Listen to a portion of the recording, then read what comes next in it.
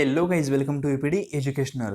Guys, UGC NET आणि MS SET ह्या दोन्ही एक्झामच्या दृष्टिकोनातून आपण पेपर फर्स्ट जो सर्व पेकाडीसाठी कॉमन असतो या पेपर फर्स्टसाठी पूर्णपणे क्रॅश कोर्स पाहत आहोत. या क्रॅश कोर्समध्ये तुम्हाला 100+ लेक्चर भेटतील आणि 100+ लेक्चरचं कॉम्बिनेशन मिळून जो पेपर फर्स्टचा आहे तो सिलेबस आपण कव्हर करणार आहोत. यामध्ये आपण सुरू केला आहे युनिट नंबर 2 रिसर्च ॲप्टिट्यूड. यामध्ये आपला पार्ट नंबर हा 9 आहे. याआधी 8 पार्ट मी ऑलरेडी डिस्कशन केलेले आहेत.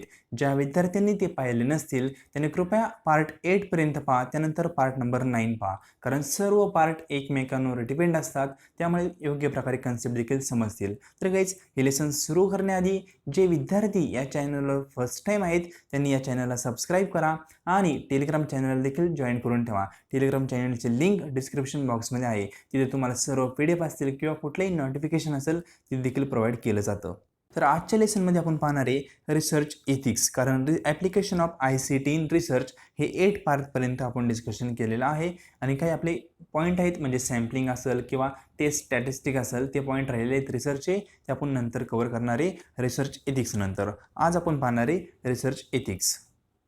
तर रिसर्च एथिक्समध्ये सर्वात प्रथम आपल्याला रिसर्च एथिक्स ऐवजी इथिक्सचा मिनिंग काय होतं, फक्त इथिक्स म्हणजे काय असतं हे समजून घेणं गरजेचं आहे. त्यानंतर आपण समजून घेऊया रिसर्च एथिक्स म्हणजे काय असतं. तर गाईज, इथिक्स म्हणजे काय माहिती आहे का, बेसिकली एखादी गोष्ट राईट आहे का रॉंग आहे, तुम्हाला काय वाटतंय. म्हणजे फॉर एक्झाम्पल एखादी तुम्ही ॲक्टिव्हिटी करताय, ती ॲक्टिव्हिटी करत असताना सोसायटीसाठी किंवा तुम्हाला पर्सनली ती गोष्ट वाईट वाटते का रॉंग वाटते, म्हणजे रॉंग वाटते की वाईट वाटते किंवा चांगली वाटते, ठीक आहे. तर ती तुम्ही ठरवायचं आहे. जर तुम्हाला ती चांगली वाटली तर तुमच्या दृष्टिकोनातून ती इथिकल आहे. जर सोसायटीला ती वाईट वाटली तर सोसायटीच्या दृष्टिकोनातून ती अनइथिकल आहे. म्हणजे बेसिकली कुठलीही ॲक्टिव्हिटी करत असताना जर ती ॲक्टिव्हिटी राईट असेल सोसायटीच्या दृष्टिकोनातून, त्याचबरोबर तुमच्या दृष्टिकोनातून, तर ती इथिकल गोष्ट आहे. जर तुम्ही ती ॲक्टिव्हिटी करताय पण ती सोसायटीच्या दृष्टिकोनातून चुकीची आहे, त्याचबरोबर तुम्हाला देखील वाटतंय की आपण जी गोष्ट करतोय ती चुकीची आहे, तर ती अनइथिकल आहे. म्हणजे इथिक आणि अनइथिक हे दोन्ही गोष्ट कशावर डिपेंड आहे, राईट अँड रॉंगमध्ये, ठीक आहे. म्हणजे बेसिकली एखादी गोष्ट करत असताना ती राईट आहे का रॉंग आहे हे सांगण्याचं काम कोण करतं, रिसर्च एथिक्स करतं. म्हणजे रिसर्च एथिक्स हे वेगळं तिकडं काही नाही. रिसर्च एथिक्स म्हणजे काय, रूल आणि प्रिन्सिपल आहेत ना, त्यांचा पूर्णपणे एक सेट आहे, ठीक आहे. म्हणजे एक सेट दिला आणि त्या सेटमध्ये सांगितलंय की कुठली गोष्ट अशा मार्गाने केली तर ती चांगली आहे किंवा कुठली गोष्ट या मार्गाने केली तर ती वाईट आहे, ठीक आहे. ते सांगितलेलं आहे कशामध्ये, रिसर्च एथिक्समध्ये. तर बेसिकली इथिक म्हणजे काय आपण समजून घेऊया. इथिक्समध्ये सांगितलंय, ethics word derive from Greek word ethos means spirit of community. म्हणजे इथोस नावाचा वर्ड्स आहे, त्यापासून इथिक्स हा शब्द निघाला आहे आणि जो इथिक्स शब्द आहे तो ग्रीक वर्ड आहे, लक्षात ठेवा. आणि त्या ग्रीक वर्डचा अर्थ होतो स्पिरिट ऑफ कम्युनिटी. हे सेट एक्झामला एकदा विचारलेलं आहे, लक्षात ठेवा. इथिक्स शब्द डिराईव्ह झालाय इथोस या शब्दापासून. त्यानंतर म्हणलंय ethics mean set of rule principle and moral behaviour show from conducted activity. म्हणजे तुम्ही जी ॲक्टिव्हिटी करताय त्यामध्ये तुमचे मोरल बिहेवियर असेल किंवा रूल्स असतात ते शो होत असतात. तुम्ही कशा प्रकारे वागताय, कशा प्रकारे बोलताय किंवा कशा प्रकारे ती ॲक्टिव्हिटी करताय ते समोरच्याला शो होत असतं, ठीक आहे. आणि समोरच्या दृष्टिकोनातून किंवा तुमच्या दृष्टिकोनातून ते जर राईट असेल तर ते इथिकली, लक्षात ठेवा. आणि जर ते रॉंग असेल तर ते अनइथिकलीच, लक्षात ठेवा. म्हणजे सिम्पली सांगितलं यांनी, ethics means different between right and wrong, लक्षात ठेवा. म्हणजे इथिक्स असं काही कुठं लिहिलेलं नाही की ही गोष्ट इथिकल आहे, म्हणजे ही गोष्ट अशी केलं तरच इथिकल आहे किंवा वेगळ्या पद्धतीने केलं ती अनइथिकल आहे, असं कुठेही लिहिलेलं नाही. पण ते डिपेंड असतं आपण जी ॲक्टिव्हिटी करतोय त्या ॲक्टिव्हिटीवर. म्हणजे फॉर एक्झाम्पल सांगतो पहा, आपल्या समाजातील काही बांधव असतील, त्या बांधवांच्या दृष्टिकोनातून एखाद्या प्राण्याचा देवासमोर बळी देणं हे इथिकल आहे त्यांच्या दृष्टिकोनातून, ठीक आहे. पण बाकीचे काही बांधव असतील त्यांच्या दृष्टिकोनातून एखाद्या प्राण्याचा बळी देणं हेच अनइथिकल आहे, ठीक आहे. म्हणजे इथिक हे डिपेंड असतं तुमच्यावर, तुम्ही जी ॲक्टिव्हिटी करताय, तुम्ही ज्या सोसायटीमध्ये राहताय त्या सोसायटीमध्ये काय सेट्स आहेत, म्हणजे काय रूल आहे, काय प्रिन्सिपल आहे, त्याच्यावर ते डिपेंड असतं. इथिक हे पर्टिक्युलरली वेगवेगळं असू शकतं वैयक्तिक. म्हणजे जो एखादा फॉर एक्झाम्पल जो व्यक्ती आहे एखाद्या देवासमोर एखाद्या गोष्टीचा बळी देतोय, ठीक आहे, एखाद्या जीवाला मारतोय, तर त्याच्या दृष्टिकोनातून इथिकल आहे म्हणून तो तिथं बळी देतोय, ठीक आहे. मग त्याला वाटतं की आपल्याला हे पुण्य भेटणार आहे, त्याच्या दृष्टीने इथिकल आहे. पण तेच तुम्ही वेगळ्या एखाद्या कम्युनिटीमध्ये गेले आणि तिथे जर तुमचं असं कृत्य करायला लागले तर त्या कम्युनिटीमध्ये ते अनइथिकल आहे. म्हणजे इथिक्स हे कम्युनिटीवर डिपेंड असतं. तुम्ही ज्या एरियामध्ये राहतात त्या एरियानुसार ते इथिक वेगळं असतं किंवा तुमच्या वैयक्तिक वागणुकीवर पण इथिक वेगळं असतं. म्हणजे सांगायचं आहे का थोडक्यामध्ये, प्रत्येक व्यक्तिगत व्यक्तीचं इथिक हे वेगळं असू शकतं. ठीक आहे. आता रिसर्च इथिक्स म्हणजे काय? रिसर्च इथिक्स म्हणजे दुसरं तिसरं काहीच नाही, आत्ता जे सांगितलं तेच. फक्त रिसर्च करताना आपण जी गोष्ट करतोय, ठीक आहे, ती जर राईट केली तर ते रिसर्च इथिकल आहे, जर ती रॉंग करत असेल तर रिसर्च अनइथिकल आहे. हे दिलेलं आहे, थोडं शॉर्टमध्ये तुम्ही वाचू शकता. आपला नेक्स्ट स्लाइड जी आहे ती महत्त्वाची आहे. आता हे पहा, यामध्ये सांगितलं आहे role of ethics in research. ठीक आहे, म्हणजे इथिक्सचा रोल काय आहे रिसर्चमध्ये. म्हणजे रिसर्चमध्ये प्युअरली त्यांनी मेन्शन केलेलं आहे की या गोष्टी अशा प्रकारे केल्या तर अनइथिकल आहेत, काही गोष्टी तुम्ही अशा प्रकारे केल्या तर इथिकल आहेत, असं मेन्शन केलेलं आहे. त्यामध्ये त्यांनी सांगितलं की कुठल्या कुठल्या गोष्टी रिसर्चमध्ये इथिकल आहेत. ठीक आहे, तर फर्स्ट आहे फेअरनेस. रिसर्च हा फेअरनेस पाहिजे, कुठली गोष्ट तिथं लपवलेलं नसते. म्हणजे जर फेअरनेस असेल तर रिसर्च हा इथिकल आहे. जर तुम्ही अनेक गोष्टी लपवल्या असेल आणि तुमचा आउटपुट काढत असाल तर तो रिसर्च अनइथिकल आहे. ठीक आहे, म्हणजे फेअरनेस हवा आहे.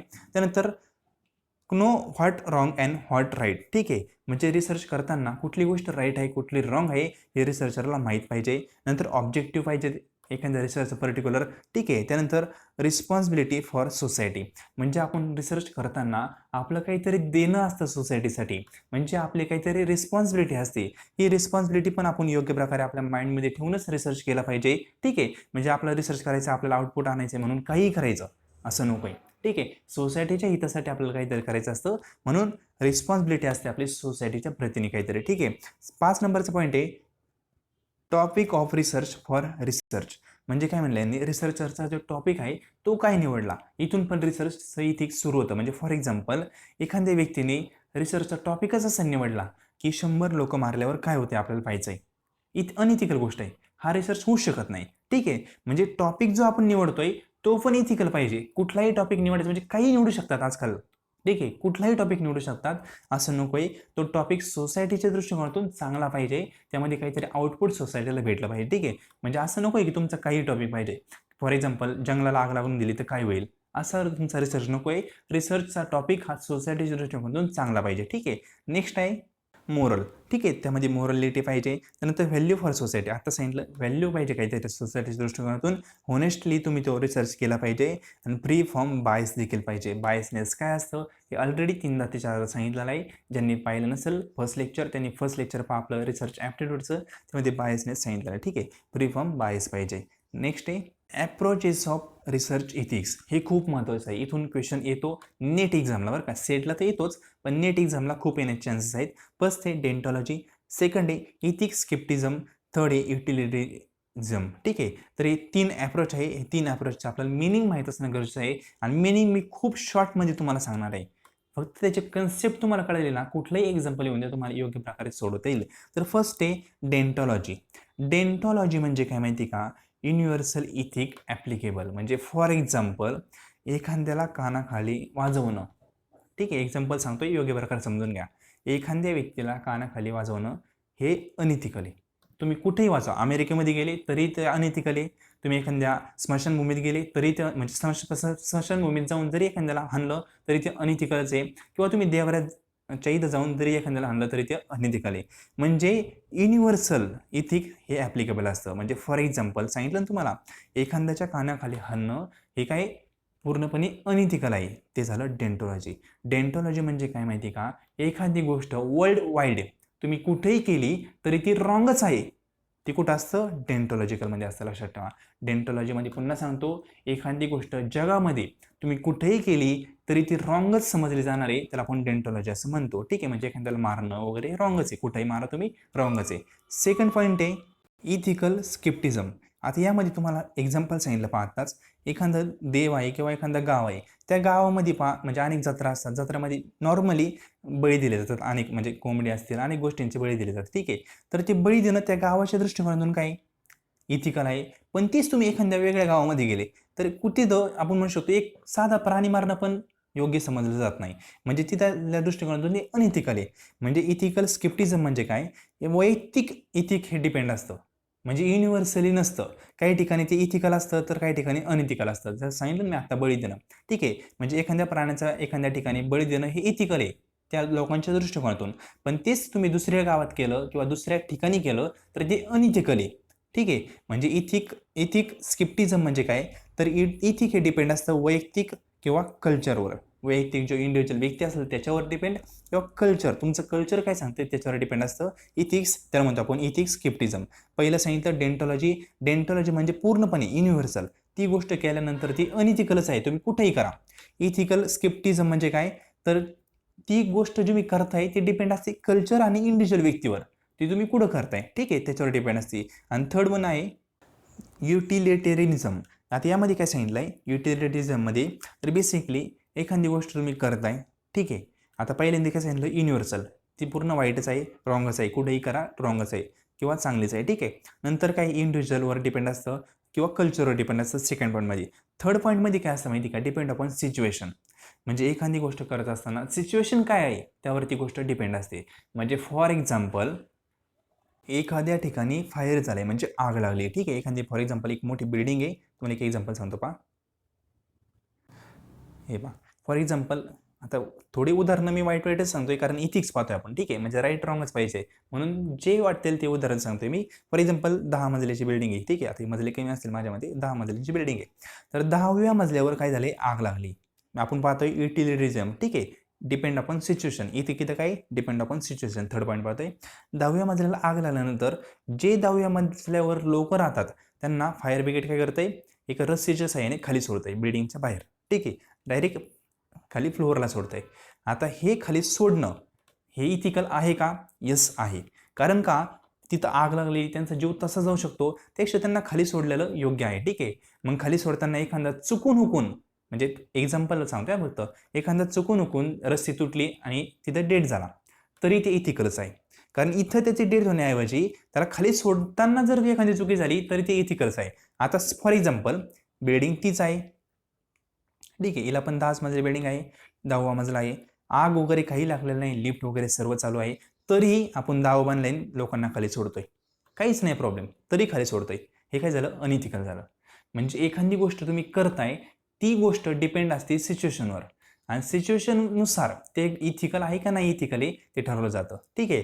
म्हणजे आग लागलेली असेल बिल्डिंगला आणि तुम्ही वरतून लोकांना खाली सोडताय, ठीक आहे, इथिकल आहे. पण बिल्डिंग पूर्ण चांगली आहे, काहीच प्रॉब्लेम नाही, तरी तुम्ही लोकांना दोरीने खाली सोडताय, ते अनइथिकल आहे. म्हणजे सांगायचं आहे काय, युटिलिटरिझममध्ये काय असतं, तुम्ही जे ॲक्ट करताय तो ॲक्ट असतो डिपेंड तुमच्या सिच्युएशनवर.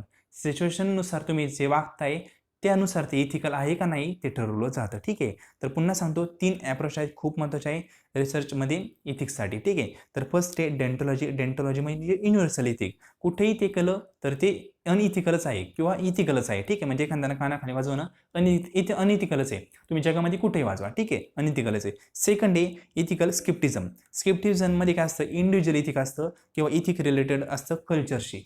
म्हणजे तुम्हाला इथे सांगितलं की एखाद्या प्राण्याचा बळी देणं देवासाठी, तर काही ठिकाणी अनइथिकल आहे, काही ठिकाणी इथिकल आहे. नंतर आहे युटिलिरिझम.